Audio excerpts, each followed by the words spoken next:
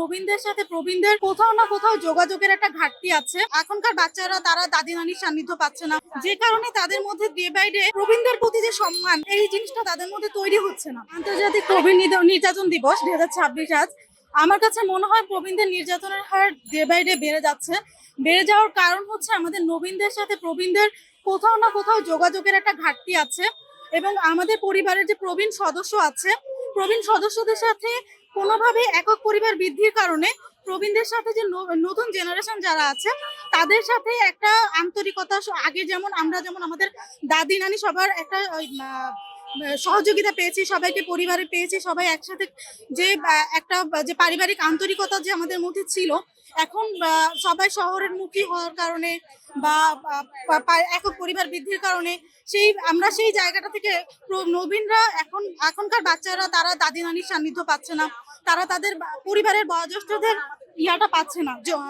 সান্নিধ্যটা পাচ্ছে না, যে কারণে তাদের মধ্যে ডে বাই ডে তাদের মধ্যে যে প্রবীণদের প্রতি যে সম্মান, প্রবীণদের প্রতি যে আন্তরিকতা, এই জিনিসটা তাদের মধ্যে তৈরি হচ্ছে না। আরেকটা ব্যাপার হচ্ছে আমাদের প্রবীণদের তাদের আর্থিক নিরাপত্তা নেই, তাদের সামাজিক নিরাপত্তা নেই, তারা এখনো তারা আর্থিকভাবে বা তারা সচ্ছল না, তারা আর্থিকভাবে তারা স্বয়ংসম্পূর্ণ না, যে কারণে পরিবারে তাদের মানে একটা বয়সের পরে তারা যখন প্রবীণ হচ্ছে তখন তাদের পরিবারে তাদের সেই মূল্যায়নটা থাকছে না,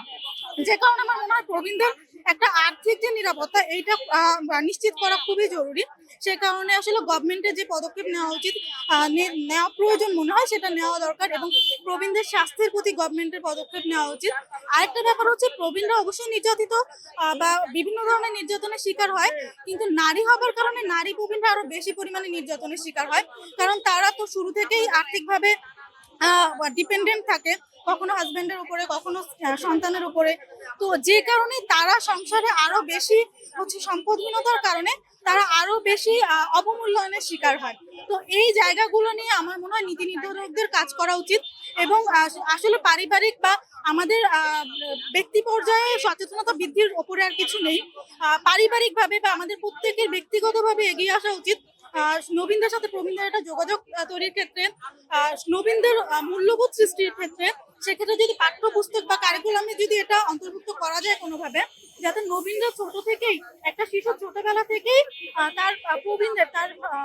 দাদা দাদি বা একটা বয়োজ্যেষ্ঠর গুরুত্বটা যেন বুঝতে পারে, এই ব্যাপারে আমাদের কাজ করা উচিত বলে আমি মনে করি।